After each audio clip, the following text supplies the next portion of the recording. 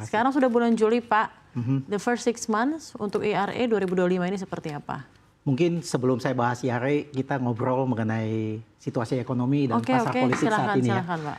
Saya ngelihat banyak orang, apalagi begitu banyak news yang berseliweran masuk tentang daya beli dan daya beli dan segalanya, dan apakah itu faktual dan real? Satu sisi iya. Tapi seringkali orang-orang yang fokus terhadap statistik itu nggak bisa melihat peluang yang lebih besar. Ada pepatah, orang optimis yang suka bilang, there is no bad or good market. There is what you do with the market that matters. Artinya market itu selalu seperti begitu ya. Ada kadang-kadang yang menantang, ada kadang-kadang yang baik. Nah, saat ini kita dalam posisi yang sangat menantang. Nah, sebelum saya masuk mengenai apa yang terjadi di pasar properti dan ekonomi saat ini, saya merasa ada hal yang paling penting adalah mengenai data. Ya, informasi yang tadi kita lihat, informasi dari developer, dari perbankan yang masuk kepada kita semua, data itu harus kita teliti. Ada 3 step menurut saya. Satu, pengumpulan data yang benar. Zaman sekarang begitu banyak data berseliweran. Yang mana benar, yang mana nggak benar, kadang-kadang kita makan semuanya. Jadi, dalam menentukan sebuah langkah bisnis ke depannya, baik negara maupun perusahaan, mengumpulkan data yang benar itu satu hal. Hal yang kedua yang lebih penting lagi adalah bagaimana membaca data. Karena data begitu banyak ya. Banyak orang tidak mampu membaca data itu dengan baik. Karena kadang-kadang ada data yang tidak penting masuk ke dalam diri kita dan kita pikir itu penting. Nah, yang ketiga yang terakhir saya ngomong, setelah Anda mampu mendapatkan data benar, membaca data yang benar, apakah Anda berani mengambil tindakan sesuai dengan data yang benar itu? Itu pun juga susah. Karena itu berhubungan dengan faktor resiko.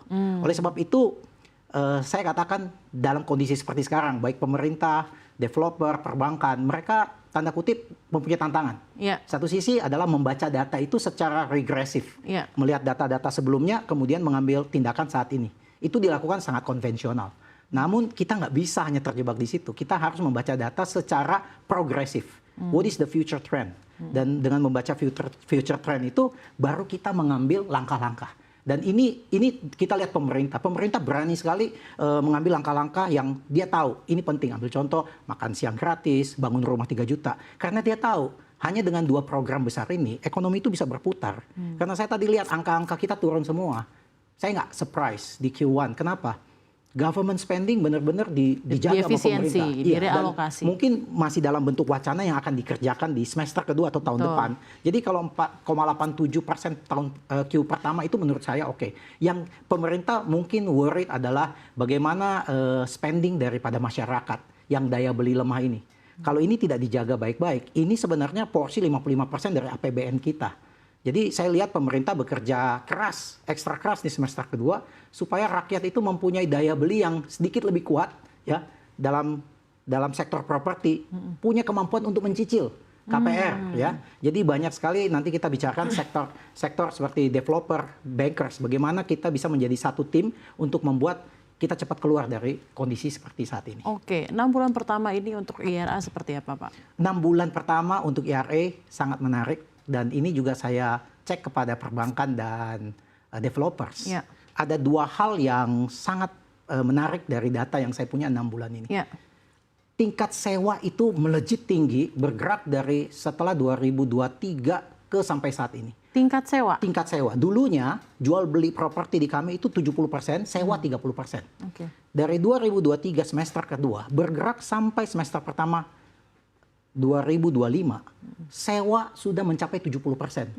Jadi jual beli malah jadi mencapai 30%. Nah, mestinya kalau Anda lihat komposisi seperti itu, penjualan kami mestinya turun. Tetapi tidak. Kenapa? Orang jadi baik investasi buat disewain. Itu satu. Yang kedua, walaupun jual beli saya turun menjadi 30%, ternyata jual beli yang terjadi di real market adalah segmen kelas atas. Segmen kelas atas ini jujur sampai saat ini belum terganggu. Mereka masih melakukan penjualan pembelian ya di sektor properti. 70% yang sewa itu terjadi karena orang-orang yang dulunya ingin mencicil properti dengan kondisi ekonomi yang seperti saat ini, daya beli lemah, mereka menunda. Akibatnya mereka sewa. Dan mereka menunda, mereka sewa, dan tingkat sewa makin lama makin tinggi. Jadi ada 2 sektor yang saya lihat akan terjadi dan sudah terjadi adalah akankah tingkat sewa ini akan terus naik nih? Orang-orang tidak mampu beli properti. Orang-orang butuh tapi nggak mampu beli, takut nyicil, nggak ada skema yang lain, dan bank juga sangat selektif saat ini untuk memberikan KPR kepada orang-orang dalam middle low. Mereka sangat selektif sehingga semua kejebak nih, kekunci gini. Saya tadi bilang sama developer, mungkin untuk developer yang bermain di segmen kelas atas, mereka saat ini belum terganggu dan merasa, wow lumayan ya, market agak seperti begini, tapi kita masih tetap penjualannya bagus. Tapi saya percaya, segmen kelas atas ini nggak banyak. 1 semester, 2 semester mereka juga akan stop. Yang paling penting adalah kita punya middle class di sini. Kenapa saya bilang middle class? Karena masyarakat berpenghasilan rendah saat ini, pemerintah berusaha take care dengan memberikan banyak insentif kalau mereka beli properti. Ya. Tapi masyarakat yang tengah ini sebenarnya kurang insentif. Dan mereka sebenarnya orang-orang yang seperti profesional, orang-orang yang bekerja di perkotaan ini, yang mereka tidak bisa akses untuk masuk untuk pembelian properti. Sehingga mereka terjebak harus menyewa. Dan tingkat sewa, mahalnya transportasi, mahalnya produk-produk yang harus mereka beli, itu membuat saving mereka hampir nggak ada. Ya, disposable ya. So ketika nanti kita keluar dari tantangan krisis yang saat ini, mungkin mereka nggak punya uang lagi untuk starting, untuk menyicil. Dan pada saat itu, harga properti tidak akan turun. Harga properti tidak akan turun. Banyak orang nanya saya, Pak, dengan kondisi kayak begini harga properti akan turun. Bagi saya, kalau Anda ngomong turun itu hanya di sektor secondary market. Karena itu ada orang punya kebutuhan, ada orang punya niat jual, ada yang mau beli. Tapi di sektor primary market, menurut saya, properti itu harganya nggak bisa turun. Properti hanya bisa turun karena 3 faktor. 1, harga tanah turun. Harga tanah itu harga terbatas. tanah sepertinya juga tanah terbatas, nggak pernah diproduksi lagi. Jadi nggak mungkin bisa turun. Yang kedua, harga properti bisa turun kalau UMR turun. Saya rasa pemerintah nggak berani menurunkan UMR dengan kondisi seperti begini. Harga properti bisa turun kalau construction cost itu turun, semen, pasir turun. Kita melihat dengan rupiah kita saat ini di 16.300. Sangat sulit untuk bisa mengatakan bahwa construction cost itu akan turun. Jadi kalau ketiga hal ini tidak turun, ini sebenarnya PR yang paling besar untuk middle class di 2-3 tahun ke depan. Will you still afford to buy property at that time? Akhirnya menyewa, makanya tadi Anda melihat ada presentasinya jadi 70% menyewa ya dan Pak. Dan itu yang terjadi di Amerika sekarang. Dan sampai saat ini bahwa 70-80% penduduk Amerika itu nyewa. Dan Indonesia dulunya merasa nyaman bahwa kita mampu beli properti. Tapi sekarang kita sudah masuk ke dalam kondisi yang mulai seperti begitu. Betul. Pak, ini menarik sekali Pak. IRA itu bergerak di bidang brokerage property ya Pak ya. Ini mungkin kita bisa dapat gambaran gitu ya, 2025 ini tahunnya seperti apa. Trennya itu pembelian rumah atau properti itu ada di kisaran berapa yang saat ini menjadi paling laku lah gitu ya. Range price-nya di 2025 ini. Apakah Anda melihat ada tren penurunan harga yang disasar oleh klien Anda ataukah justru scattered gitu Pak, yang harganya mahal banget justru naik, harganya yang rendah juga diminati, seperti apa trennya? Iya, ini menarik sekali. Trennya ini sebenarnya berkelanjutan dari 2024 semester 2 ya.